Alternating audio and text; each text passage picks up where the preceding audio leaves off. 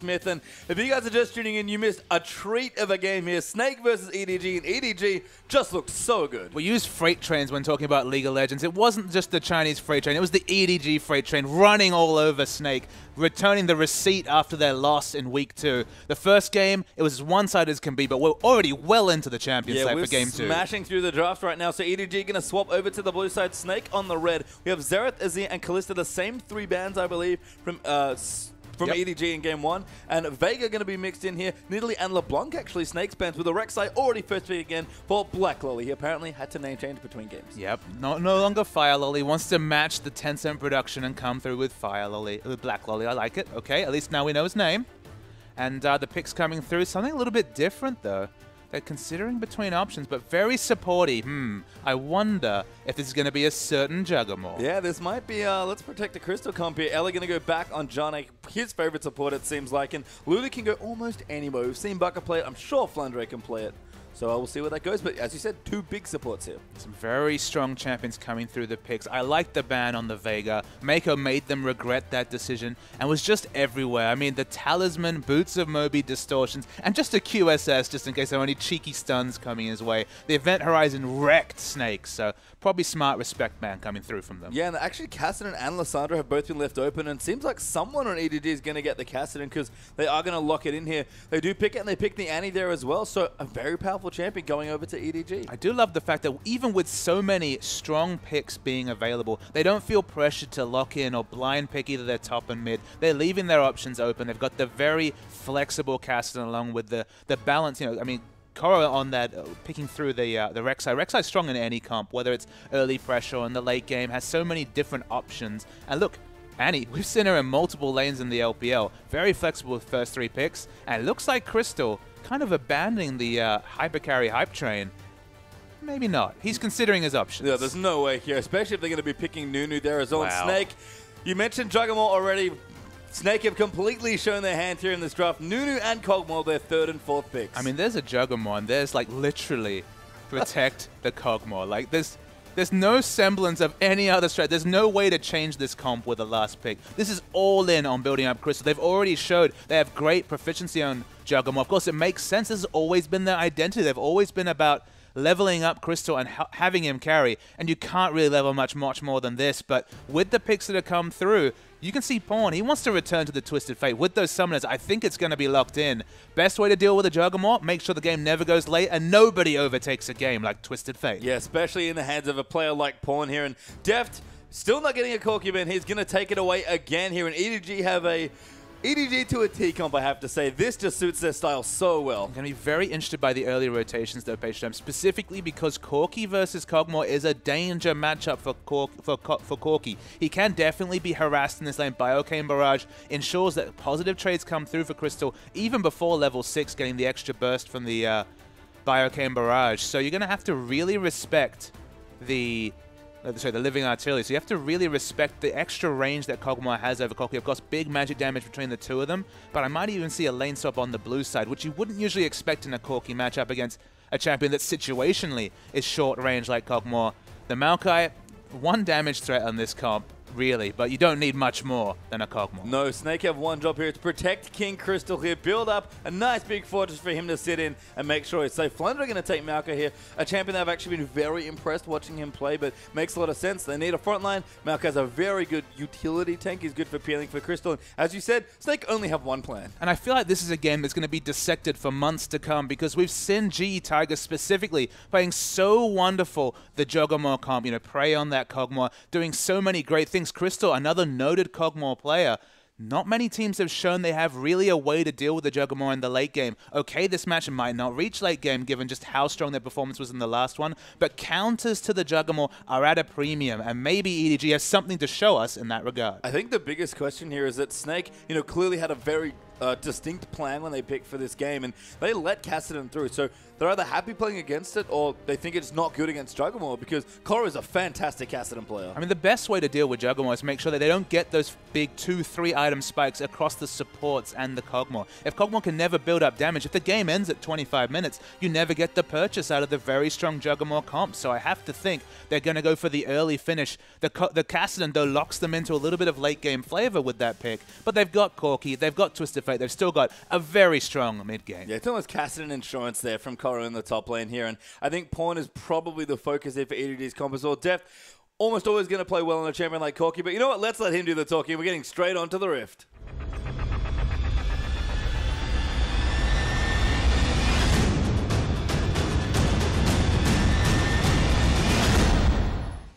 And welcome back here for our second game between EDG and Snake here. EDG finished game one in style there against Snake in what was a very entertaining first game here.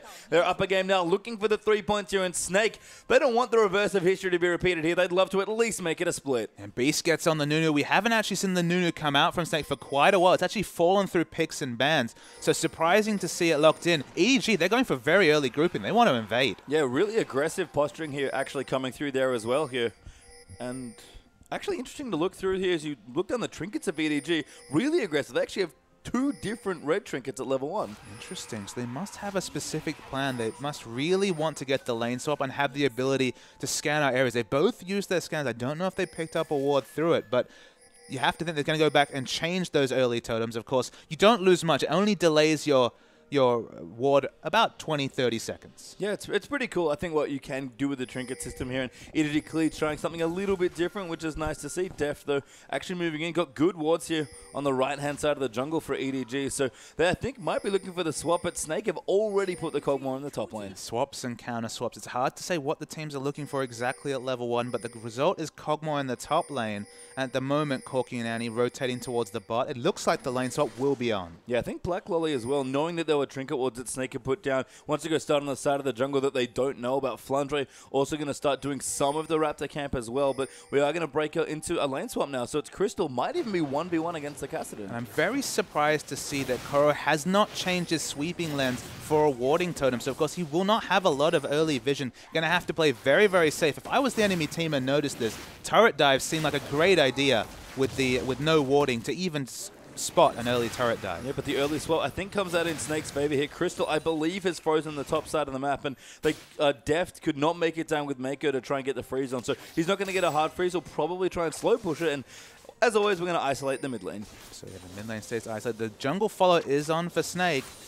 I worry for Koro because 5 members or even 4 members, it looks like the late invade to blue is the first goal for Snake. Yeah, classic Snake. You're going to really have power in numbers and move through. Look to take away the blue buff. Should be able to get it. Actually, blacklOli is already doing the same here. So Snake, again, going to vertically jungle on the top side of the map and give Kog'Maw as much space as they possibly can. Usually you see the jungle follow coming through, even from Kassadin. Of course, he's not the best at a jungle follow. Doesn't provide too much damage at early levels. He's hit level 2, so he's been able to sap a bit of experience.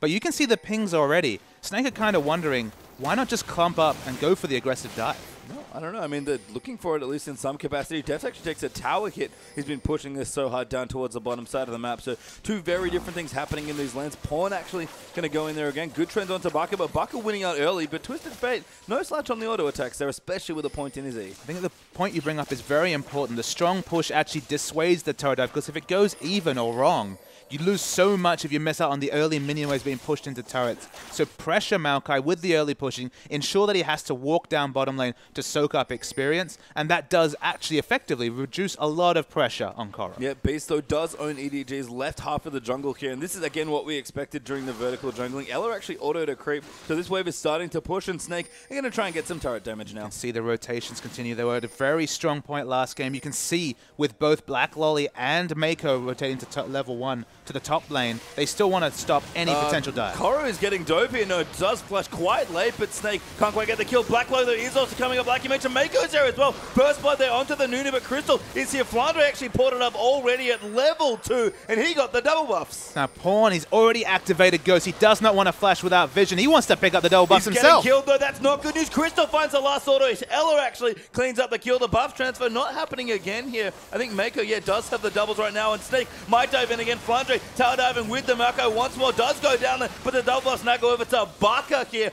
as it's just buff ping pong in the top lane. It's just insanity coming through with all the aggressive deaths. 5 deaths already in the first 4 minutes. This game, I thought the first game was quick. We're starting off with an even faster clip here. I mean, apparently Snake, despite picking a very late game oriented comp, can't help themselves when it comes to aggressive tower But that's the funny thing, though. If you've got a late game comp, the late game comes closer. If you're both getting gold, it suits the late game comp because you're both building yourselves up. Corki, the only one who's been an onlooker this whole time, doesn't even have a massive CS advantage to show for not being involved in the kills. And the 3 assists, the goal's going to be very even across the map. blacklOli's here in the top side. Ella has to try and tornado it up. He is going to get knocked up, I believe, but a good shield might keep him safe. Crystal, though, could be in trouble. Holds onto his flash very judiciously, and he'll back towards his turret. Had already used his heal, but was able to hold on to flash. The result, of course, is double buffs on BAKA. So that's going to be even more difficult to deal with the very early lane bully that is Lulu for this Twisted Fate. Suddenly, he's going to have to play behind. He's going to have to perhaps be the second person to hit 6. Already has a slight level disadvantage in mid.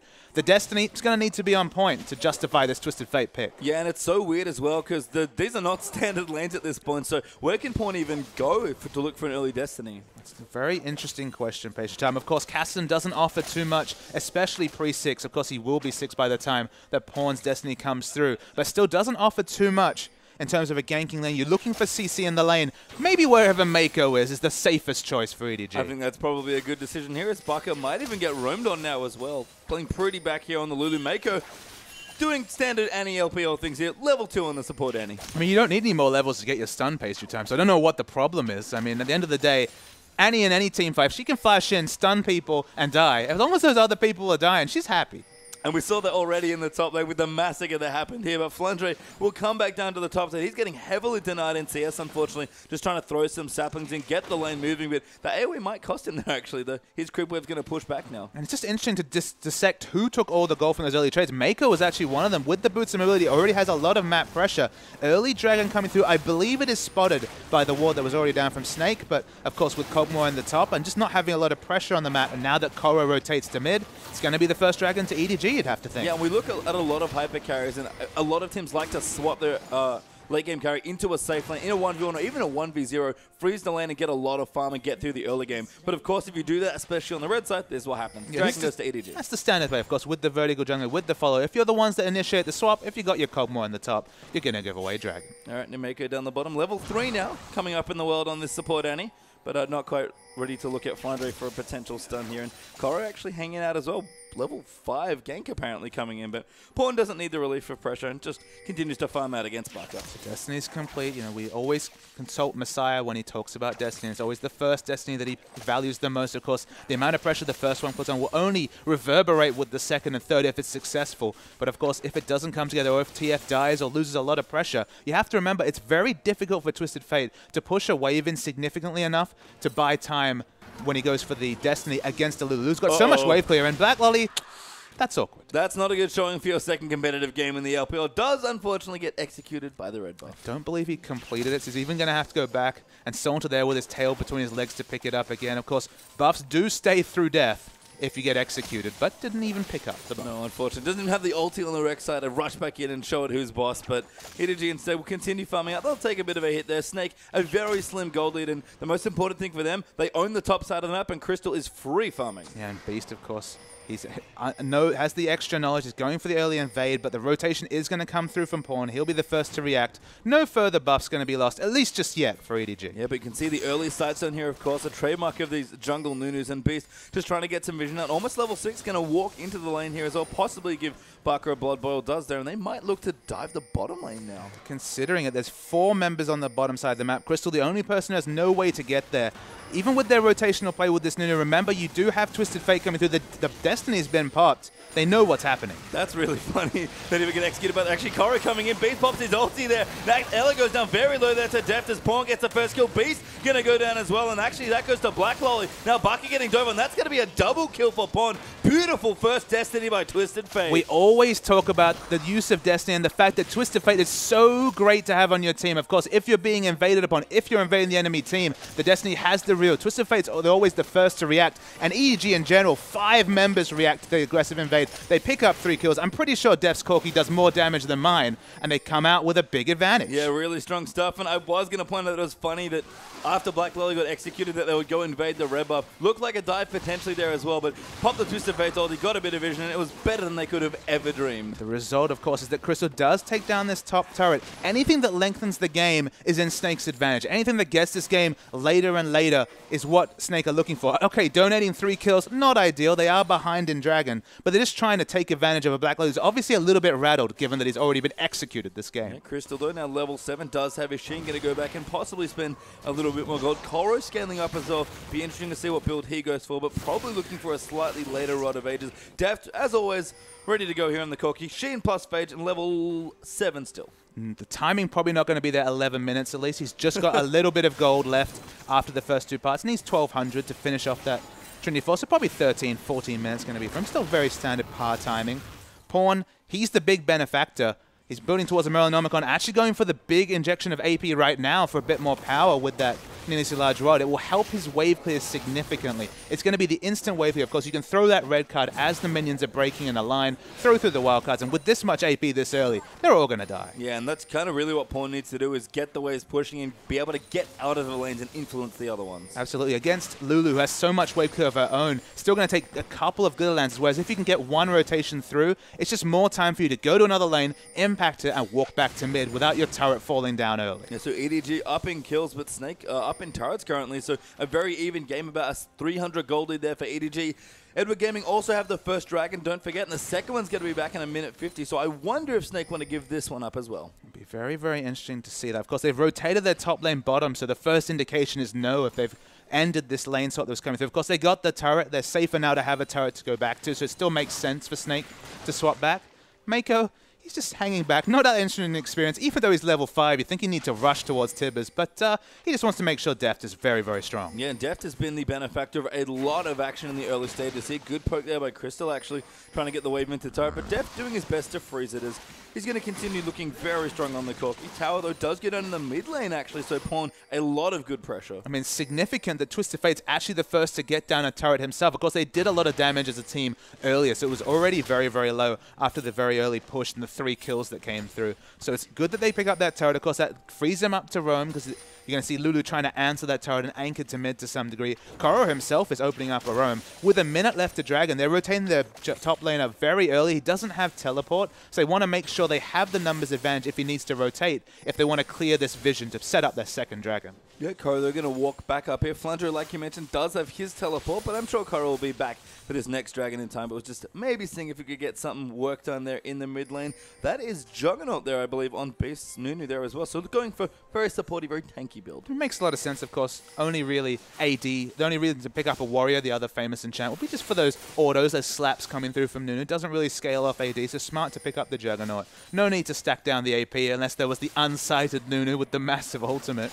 And yeah, they're just trying to clear wards. This is one of the strategic holes, though. Without teleport available, Nunu understands, just group with a couple of members and take down every ward and force the early roam from Koro. Crystal actually finished his Trinity Force now as well, so Snake might realistically be able to contest for this Dragon. I mean, actually, we saw Corki go back and not have enough gold, so a little bit extra gold for Crystal means that you're correct. It is a risk, even at this point. Okay, Crystal's not the same Trinity Force user as Corki. Corki's the best user of all the statistics and passives that item provides, but still, it's a significant item advantage.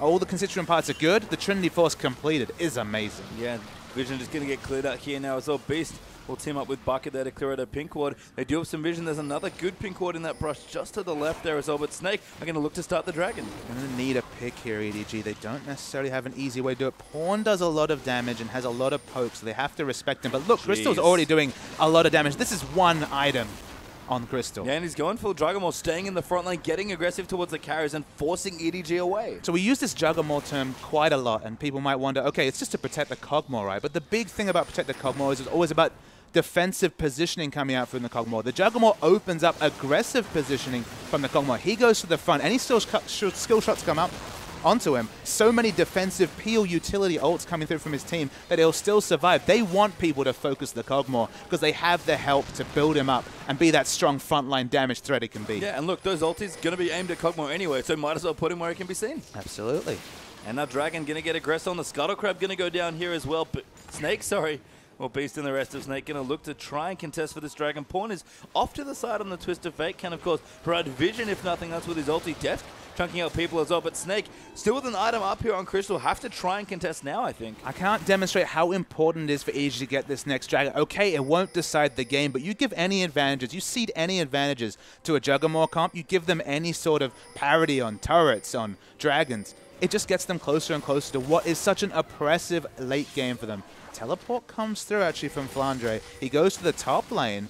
I guess that just cedes the dragon to EDG. Yeah, that's weird. I thought they had a good angle for it, but EDG is going to take it. An elongated dance around the dragon, but EDG will actually pick up their second. Snake, like you said, just give it away. I mean, the one thing you can say is that Flandre picks up a lot of creeps doing that, gets closer to his Rod of Ages, and knows he'll have teleport available for the next dragon, because you know that EDG is going to rush it there, but there's no misunderstanding from Snake. They're giving that away with a purpose. We look at the gold, doesn't quite have enough for the Rod of Ages yet. The second dragon, look, it's not a big thing to give away. It, of course, gives the team position on the third with the exact timer, but I don't think there's any sort of ambiguity about what's happened in that trade. For whatever reason, they called him away. Yeah, I mean, they just, I guess, didn't want to risk it was the thing, because Flandre is actually going tanky here as well. Probably right to score plus the Banshee, so I could have probably had a Rod of Ages if he really rushed for it. Didn't go for it, and Koro is almost at his as well. It's a little bit delayed, but he's kind of at the upper echelon of where he can realistically get the item. But in general, things went better than expected for EDG. They thought they'd have to commit to a fight that they weren't really item-tuned to win. Like, it would have been a very close fight. They're able to go back and shop soon with Corki, sitting on more than enough gold to pick up the Trinity Force and start working towards that Sorcerer's Shoes. That's probably why he's staying in lane. Pawn's going to push towards level 11, about 1 minion away from picking that up. The second Destiny, it actually hasn't happened yet. The first one was so important in the game. You know, we've seen from Pawn, from Cool, the consistent flavor coming through from these Twisted Fates. The split push, you know it's going to be on in the late game. Yeah, BAKA gets his blue buff there as well to help counter push some of the waves that are coming through in mid as well. Crystal's now down the bottom, tending to the minions there in that side of the map. Pawn, there we are, level 11, and like you mentioned, pretty much instantly clearing these waves. A very interesting build, though. 40% CDR so early with the blue buff, actually just going to be slightly over the cap. Very important. He's going to have excellent wave clear. He's going to have excellent turret damage, because although it's not the Lich Bane, you're going to get the blue card, the red card, the gold card, even if you're harassed onto the turret that much more often. So it's just fine in terms of build. But it's working towards the Zhonya's, you have to think, with that needlessly large rod.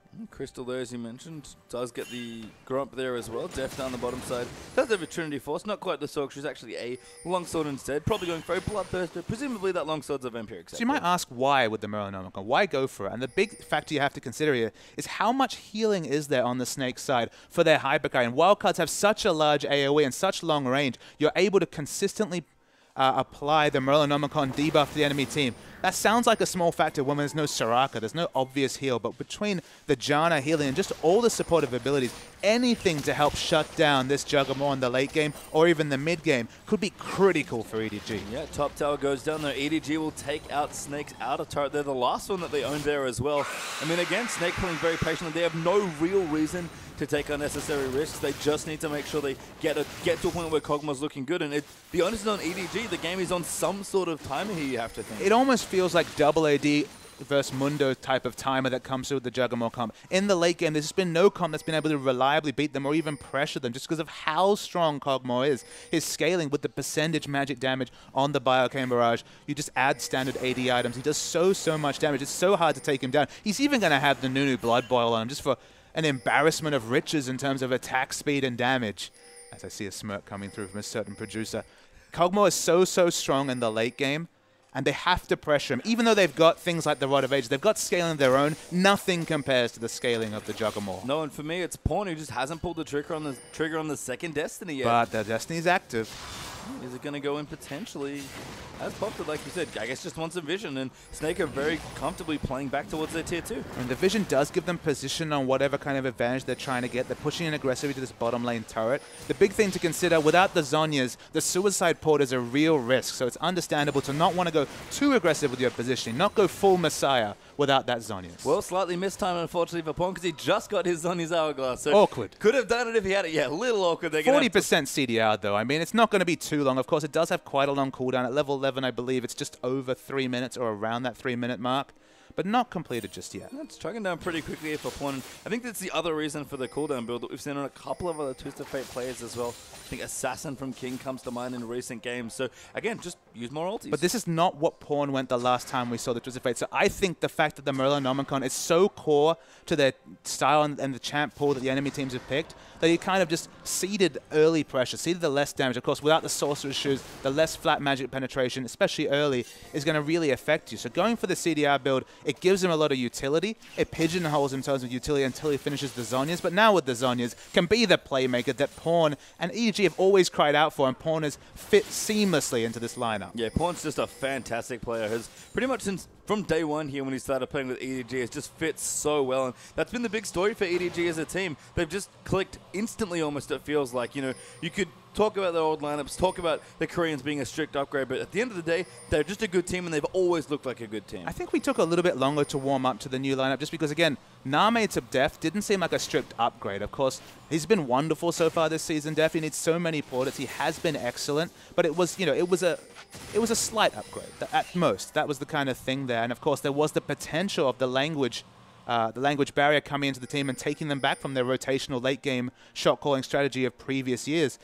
Deft has been so consistent though, and the Corki especially, the rotations they've been able to do, but Pawn is the big factor, I think, that's kind of changed this team's identity. Going from the wave clear mid laner to someone who started the season playing Fizz, initiating for his team, now playing Twisted Fate, equally able to initiate for his team. The strategic flexibility to move from protect the Deft to more offensive comps, so comps even around Pawn, it just gives EDG so many more strengths in their book. Yeah, and all they need to do now is figure out a way to break the Kog'Maw at this point, because Snake, again, they're just very patient. The next dragon is coming up, though. That's a crucial point. EDG would be their third if they got it, which will definitely help some of the rotations here. But Snake are playing very far back. They're happy to play in the lower half or lower third of the map here for themselves, and they're picking up farm. Everything's going fine. I mean, if the most they get is a third dragon, that's maybe not a massive point as Beast takes a nice burst of damage and the teleport's coming through. Yeah, Flandre's moving in. Korra's actually coming in as well. So Pawn actually forced to flash away. Flandre going to go over the top. Crystal, sorry, going to flash after him, and they should be able to lock him down. A good stun card lands in, but Pawn can't get anything else done and does go down. That's a free kill, actually. Yeah, Pawn was completely separated for his team. They're looking for some exit kills to balance it, and there's the flash Gibbets. BAKA goes in there. There's the first kill. Deft gets it going in. Now blacklOli in trouble. Actually, Crystal carting back around there. There's the next kill, but Deft he's in the front line going in. He gets exhausted as he moves in on top of Crystal. A great trigger to Phosphorus bomb there, and Korra is in the mix there. Can he survive Crystal? He does somehow live. Meiko going to go down as well, and a full ace there for Snake. The team split coming through from EDG was a massive problem. Meiko, he's alive right now, actually looking for some autos to get the passive through, the visionary passive. He's going to fall eventually. You couldn't kill the Kog'Maw. Fighting on all those chokes with no wards down. The Destiny was available, not used to even grant vision. I can understand it's such an important team fight cooldown, but they kind of needed it. They got vision juked so extensively, it forced the overly aggressive Valkyrie coming through from Deft.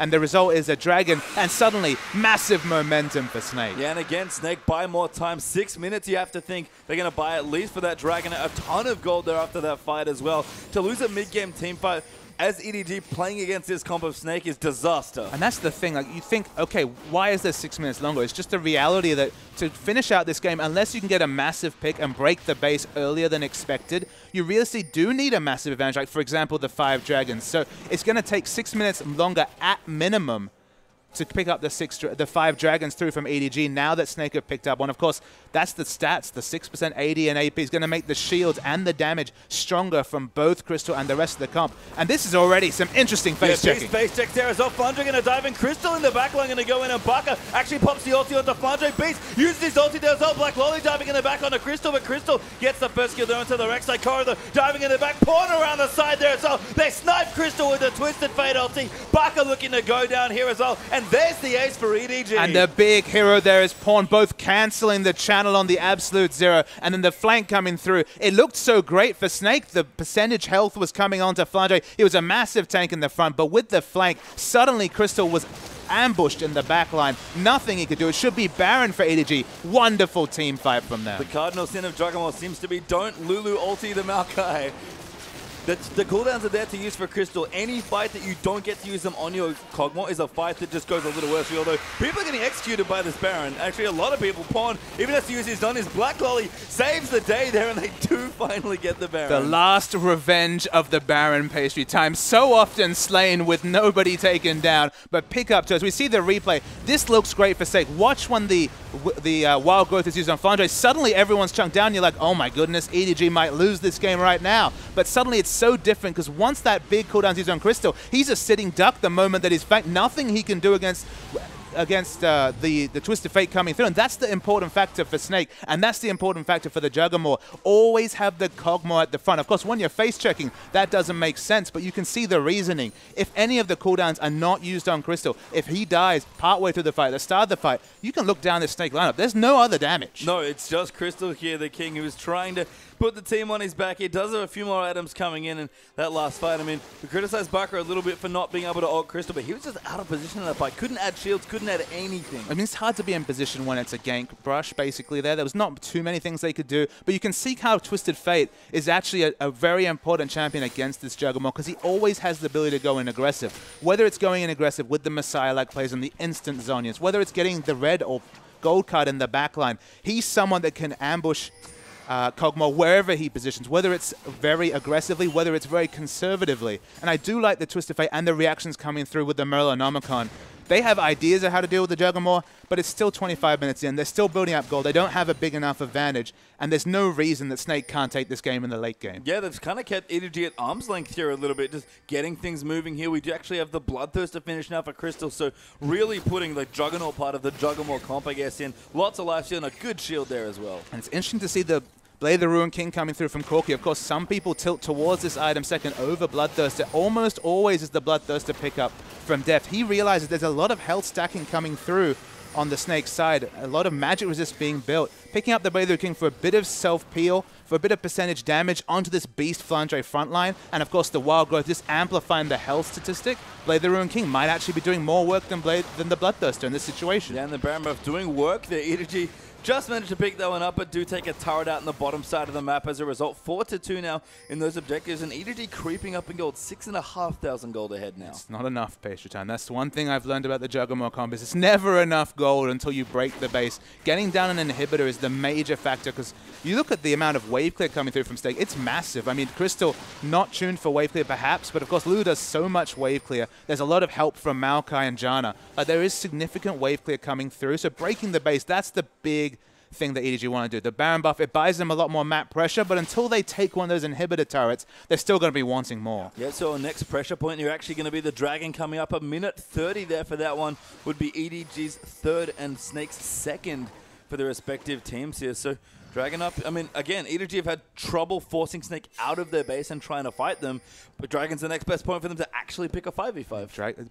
Their base is such a safe place to retreat, to buy time. Again, the game is still on a pseudo timer. It's not Mundo. It's not Double AD versus Mundo strictly, but Kog'Maw's so strong in the late game. Going for the Bloodthirst just for a bit more insurance. Of course, gives him lifesteal, does have the potential to get through an assassination, as long as he doesn't die instantly. And look, to be honest, with the cooldowns we've talked about, it's so hard to take down this Kog'Maw instantly, and then can just heal up after the first round of spells is complete. It delays the big damage at this point. Of course, Bloodthirst second, not going to be doing a big amount of damage like Infinity Edge, like any sort of Phantom Dancer or Static Shiv, but it makes him that much more safe in fights, and he's still the crown jewel of the Snake lineup. Yeah, I think Crystal's going for Last Whisper third as well, simply because he has to get it at some point, I think is how he feels. I mean, there's no major armor items yet here on the EDG lineup, but Crystal's sort of priced into that item third. I mean, you say that, but he still has an item slot with the pot, so of course he could just pick up a BF sword and work towards Infinity Edge.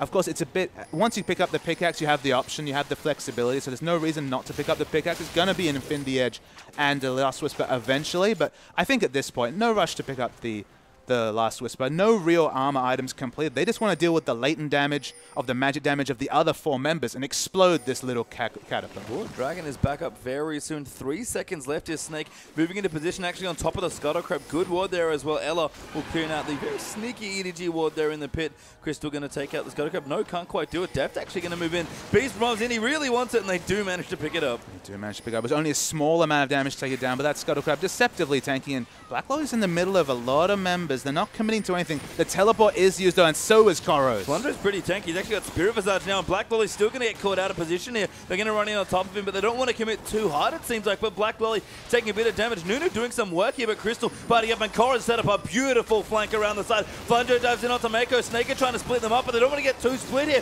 Flandre now going to get aggressed on in the back there. Crystal does get the kill onto Meiko, and Beast off the side, zoning the pawns in the backline. They've got to try and get to him. Crystal gets dived on, but he flashes up beautifully out from under a pawn, though. Gets the kill onto BAKA. blacklOli in trouble as well. Just a 1-for-1 so far. Yeah, fighting on so many frontiers, but Flandre re-engages. He dives in onto Koro. Now Beast going in the top as well. Kassadin so low here. Crystal chasing him, but he's out of mana. Needs the W back, though. Does get a pawn. Beautiful's on his Koro, though, going to be the next target. There's a kill. The second coming through as well. 3-for-1 now. Might be more, and Snake win the big fight. But that's the second time that Snake have been fighting with the terrain advantage. The second time EDG have been forced to fight some bite spots. It's going to be blacklOli falling down. They're not going to stop with this turret dive. Spit on there as well for the next kill. They get another one there as they complete the ace. Kind of Meiko still alive, but Snake will get another dragon. And suddenly Crystal is 8-1-4, and the EDG game plan is in tatters. I feel like they just felt forced to engage because blacklOli was caught in no man's land. The new member on this lineup, they went for the flank, but this is the second time they fought around the same terrain.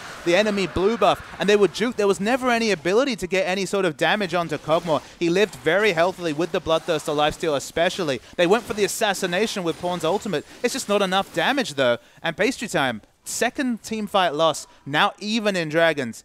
The moment this game gets even in gold, it starts to fade away for EDG. And it's kind of fading a little bit now as well, as Crystal even picked up a blue buff there in the last little exchange. And thankfully for him, Bioarcane Barrage no longer costs mana. Forgot about that one there. So was able to use it freely despite being very low. BAKA split pushing out on the top side of the map now. There's a Fiendish Codex actually in his inventory currently. And Crystal decides for the Never Die build. He's got QSS, even the Alacrity boots for a bit more move speed. Of course, he was probably going to get the Whimsy coming through from Lulu, stacking AP anyway. Going to be a very, very fast Void monster, but with the QSS, the Alacrity boost, now the Last Whisper, he's basically got the cost-effective poke build. He's still got a lot of lifesteal. He's going to shred through whatever armor, so of course it future-proofs him in terms of the armor that's going to be built up on the EDG side. And suddenly, I mean, even Deft looks like he has no answer. He's working towards the Last Whisper himself. Yeah, I mean, future-proofing is a great way to put it here for the Kog'Maw, but simply put, it just gets better here for Snake. Crystal's at 3 items, and this is his springboard, I like to think, for late game carries. Once you get to 3 items, especially when you have lifesteal in the mix as well,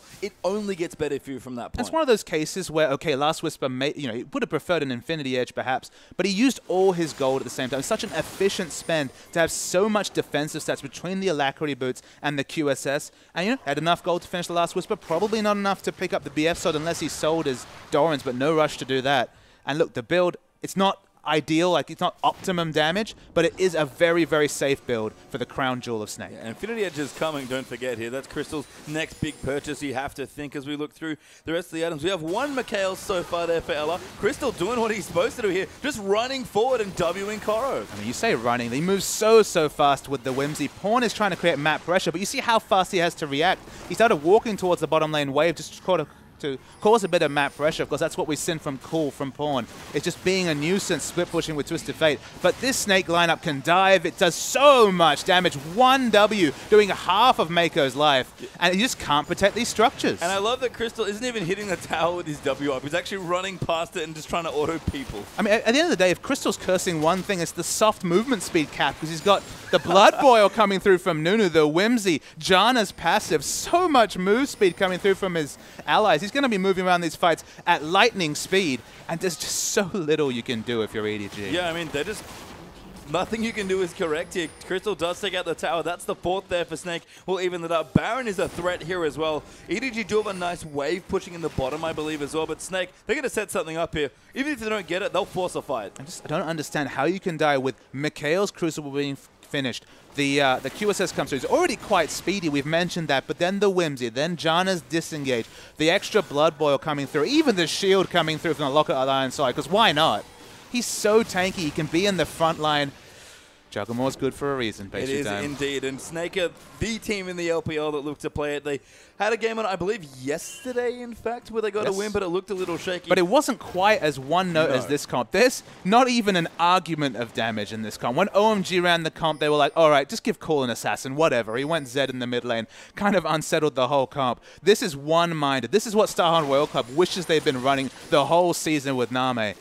They can't do it just yet. Maybe next week is the rumor. But Snake, they're performing it to a T. Yeah, and Snake just looks so good with this comp as well. Clearly have done some of the homework, tightened it up since the last time we saw them play it. And Crystal, just such a good hyper carry player. Looks so comfortable. I mean, he's already looked comfortable on Kog'Maw. He was playing it before it was cool.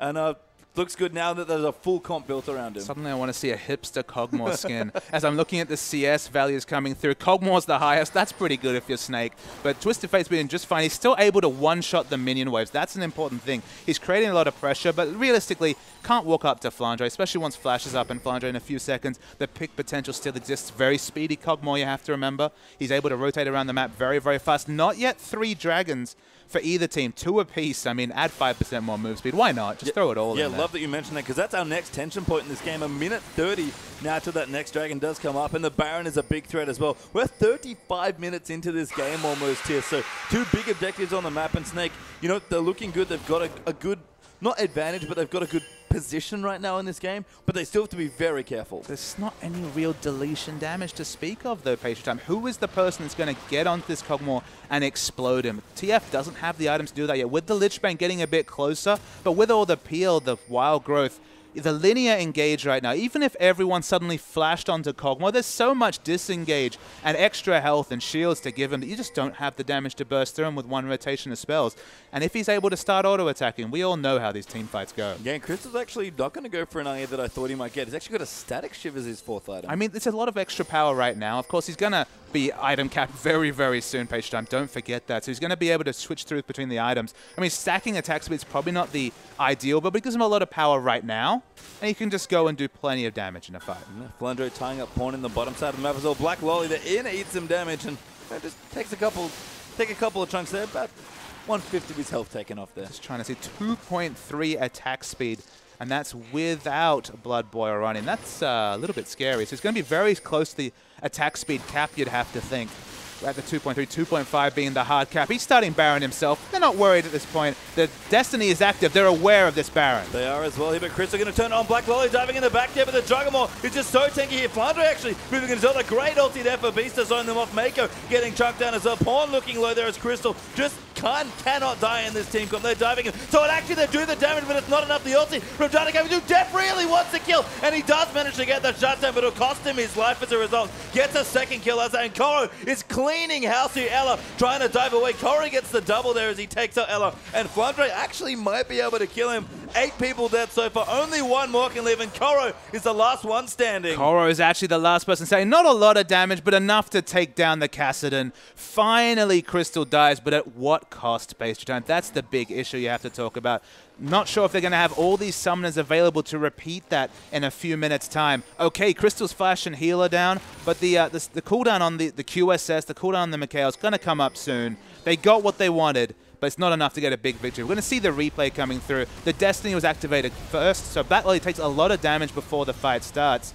Instantly dies, does the Lulu, of course. Wasn't able to use the wild growth on the priority target once, but Crystal's position is very, very safe at the back. It requires Deft to basically go full hero mode to pick up the kill. That's Flash, Valkyrie, all used, puts him in harm's way, will die. 1-for-1 Deft for the Kog'Maw. That's just fine, to be honest, given the team comp they're against. It requires a lot on Koro, having the mana, having the items to do consistent damage, but Flandre, too tanky, will take down Koro eventually. I guess that gives EDG a bit of hope, specifically when we see the Void stuff coming through from Koro. Maybe he'll be able to do the consistent damage, but someone needs to kill Crystal. Yeah, this Dragon actually going to get low here as well. blacklOli might entertain a Celia. Going to dive in the back. Nunu, though, is able to pick it up, and now blacklOli going to get chunked out of this one. 5v4 now for Snake, and they get the 3rd Dragon. It's just not worth dying, Patient Time. Having 5 members against 4 for 45 seconds to contest a 3rd Dragon is absolutely not worth it. And suddenly, Baron becomes the easiest objective in the world to pick up. Yeah, Snake going to rotate in for it there as well. Flandre very large on the Maokai. Looks like he's chugged an elixir of iron here. And Snake will just clean out some water, and they'll either start or bait Baron. Pawn does use the ulti. Good use of Depth of Vision, but that only works once. In fact, they're going in. Flandre now going to dive in onto Meiko as well. Going to get low there as Flandre is just so deep in the back. Koro getting chunked out from afar by Crystal's W. Flandre gets the next kill. Now it's 5v3. Yeah, suddenly fighting in a tunnel with Righteous Glory Maokai right at the front is so easy for Snake. blacklOli will be up in 6 seconds. He's able to use his ultimate to get close. Doesn't have a tunnel right next to the Baron, though, and you have to think it's all going to fall down. Twisted Fate and EDG rotate to pick a turret in the mid, but think it's going to be Baron. Yeah, Baron is going to go down. The turret is a small consolation there for EDG, but that's not really enough here. And EDG, they're kind of running out of options here. Honestly, the only one left might be to split push to victory. And it's worth knowing, though, Base Time, is that EDG won a fight. They killed the Kog'Maw, so you might be thinking, all right, why can't that happen again? Remember, they all had to be positioned around a cove in the Baron pit. There were plenty of people still DPSing Baron, just peeling off of Baron. The terrain was not working in their advantage. They weren't able to spread their threat. Not threats, it's just a single threat very, very well. Crystal had to be... his positioning was very, very difficult. It's going to be different in a 5v5 situation when there's more space for him to retreat to. Whether he's at the front, whether he's peeling off to the back. That was one of the positions where Crystal was going to be the most at risk. It just gets better for him as this game goes on. Yeah, and it's looked good so far here for Snake. Almost 40 minutes into this game. Still don't have a gold lead, worth noting here. They're only 3,000 gold behind, though, and that gold lead is quickly diminishing in its actual value. Just watching the 631 move speed Kog'Maw with Whimsy rush around the map. Kassadin, is trying to create map pressure, does not have teleport. So, I mean, Snake, to be honest, when they know the Destiny's down, specifically when they know the teleport's down, they can be so assertive, push up their wards, be aggressive. They have the Baron buff riding. I'm not sure if they're going to look to siege just yet. They're all backing away, adding items. It's a Mercurial Scimitar, so it's 6 items. I'm going to say that with inverted commas just because there's going to be an Infinity Edge at some point. They doesn't need to have the Static Shiv. He could always switch that out. For now, though, these are the 6 items that he's put together. Most gold in the game by far is Crystal. And Juggernau's in full swing. Pretty scary to say. This is his first 6 items here for Crystal, which is effectively what's going on right now. EDG, again, still have decent damage here. Pawn actually has basically full built there as well on his Twisted Fate. Deft has 4 items with good damage coming through. Is that Crystal? Actually might have been caught here. Ella going to come in, and Korra just almost gets deleted by the Kog'Maw. He's forced to get out there. The slow will follow him, and Crystal going to try and snipe him. A good riff walk keeps him safe for now. blacklOli actually does get Ella, so Snake will come in, and it's 4v5. In the transition, it's 5v4. Of course, Korra won't be able to influence this fight. Has teleport soon, but Pawn's been caught. Yeah, he's got slowed down there by Chilling Smite, plus the snowball. Even the ulti going to come in as well. Pawn will use the zonies, but he won't live for much longer. And Crystal gets another kill. So the teleport is available. Korra will be able to influence the fight soon. He's actually backing. He's not in base yet. And Snake are going in. Yeah, Crystal there comically just leaping forward. Flandre actually in the back as well, cancelling some backs out. The T2 turret will get melted here by the Kog'Maw damage that's coming through. And you saw Deft's Corki in game 1. Crystal's score looks very similar this game. Still don't have that gold lead, but it doesn't look like it matters. They're spending their gold so efficiently. In fact, they're just stacking it on the Kog'Maw and riding him to victory. It just zooms around. 630 move speed with the Whimsy. Bit more AP come through from Lulu. Might be able to add it up. And there's nothing EDG can do. Pretty scary that this is without Infinity Edge for Kog'Maw as well, but Crystal just so potent on these hyper carries. Look, he's running in again. There's nothing he can do. There's just no counterplay. I can hear vrooms around the room as he's doing a lot of damage to this structure. Of course, the Siege Minion doing a lot of damage too, and that's going to be the inhibitor turret, and you'd have to think the first inhibitor of the game. I mean, the whole point is you cannot stop the Juggernaught once it starts moving, and Juggernaught has started moving. I mean, it started rolling pastry time. It's going fast, but here comes the engage. Yeah, ulti though to Crystal. blacklOli that gets killed instantly. They're Deft now. The next target is old Meiko. Gonna pop his talisman and try and get up at Crystal. Almost unrelenting in his pursuit. Korra gonna move in as well. Beast gets low, but a good shield from Ella's gonna keep him safe. Flandre in the backline. Gonna try and make a difference, gets low as well, but the heal's now coming in as well. Crystal still alive, of course. Meiko almost gets 3 shot there, and actually will go down to a great placed ult there by Crystal, and Kog'Maw's just taken over. But their Destiny's been popped. I don't know if there's a Destiny that can get a kill, but Korra's going in himself. Good ulti there by Ella as well. Crystal still at full health there. They have to kill him in 1 round, and they just can't do it. Korra gonna get locked down there by Flandre. Crystal chasing Pawn now, gonna get the kill. The Zonies comes in. That actually might be enough. No, it's not, and Pawn goes down. Korra's the next to fall. Deft wants it so bad. 16, 2, and 8. Nothing Deft can do. This was the position Deft was in the last game. But when you're so set up to succeed, it looks easy from Crystal. They're just able to take out another inhibitor turret. Deft has to respect the Biochain Barrage range. To be honest, the only thing Crystal could do is a bit of CDR to get that Biochain Barrage available a little bit. It's only when he gates himself with that ability on cooldown that he looks mortal. I think Ella might buy a Zeke's Herald here. I mean, that's all that's left, right, to make him bigger. That we're running out of items to make the Kog'Maw any bigger. I mean, yes, Infinity Edge can come through for Crystal. That might be the swap, but how much gold does he have, actually? That's very stupid. 3,900 gold in the bank. If only he could donate it to some of his teammates. Give a Zeke's Herald away. You know, give a bit more AP to Lulu to get the Whimsy faster. Even Janna pick up a bit of AP and get some more scaling going on the AD coming through from the shield. I wish we could snapshot just if you gave all his buffs in the open what he would have, and I see you smiling. They did it again. Snake have double Locket and double Mikhails, fully committing to protecting King Crystal. And that's the thing about Beast Nunu. I find it hard to believe that he's only played it the 8 times, 7-1. We haven't seen it for a few games, but the build flexibility, you can build whatever the hell you want on Nunu once you get tanky enough. Has the Mikhails now. It's not for Draven this time. It's for someone who can be aggressive with his positioning. It's just another heal. And by tanky enough, we of course mean he has a Thorn Mail and a Ninja Tully, because that's about as tanky as Beast is getting apart from his Sidestone. Kog'Maw has swapped out a couple of items actually.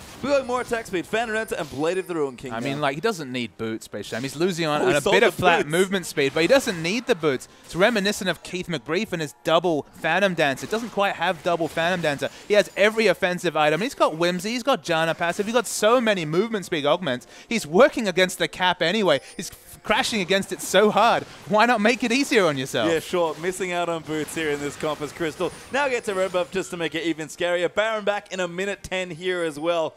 And EDG, they just can't kill the Kog'Maw. I mean, it's just crazy how much of a time you're on against this Protect the Kog'Maw, this Juggernaut comp. They were doing so well earlier, you have to remember. They were making the rotations. They had the outer ring of turrets down first. But it just reached a critical point. The fight around the enemy, blue buff especially. The first one, it looked bad for EDG from that point. You can't make too many missteps against Juggernaut. The second one, that was their death sentence. Didn't need a Thresh to confirm that. And Snake, they just keep pushing. And EDG, they're just sitting back. They're being conservative with their positioning.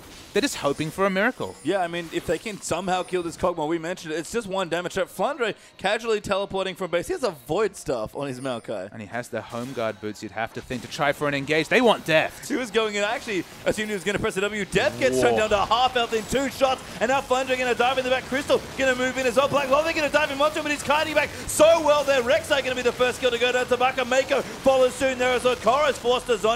The rest of Snake are running in, and Crystal is just unstoppable. Rest in peace, EDG. A couple of members of Snake might fall down, but there's nothing they can do against the Juggernaut. No, you can't stop the Juggernaut here, and Crystal moving in for the last kill here. Deft will complete the ace. He actually takes it on, makes it competitive, but too many shields. Crystal moves in. EDG tapped the mat.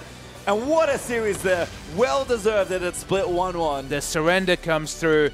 There's no answer to the Juggernaut. EDG, one of the best teams in the world. They tried their best. It looked at terms like Pawn could deal with it with their very aggressive positioning available from Twisted Fate and the Destiny, but it wasn't enough. They were outscaled, and that second fight around the blue buff just decided the game. And you know, EDG might be happy to not get 2-0'd again by Snake.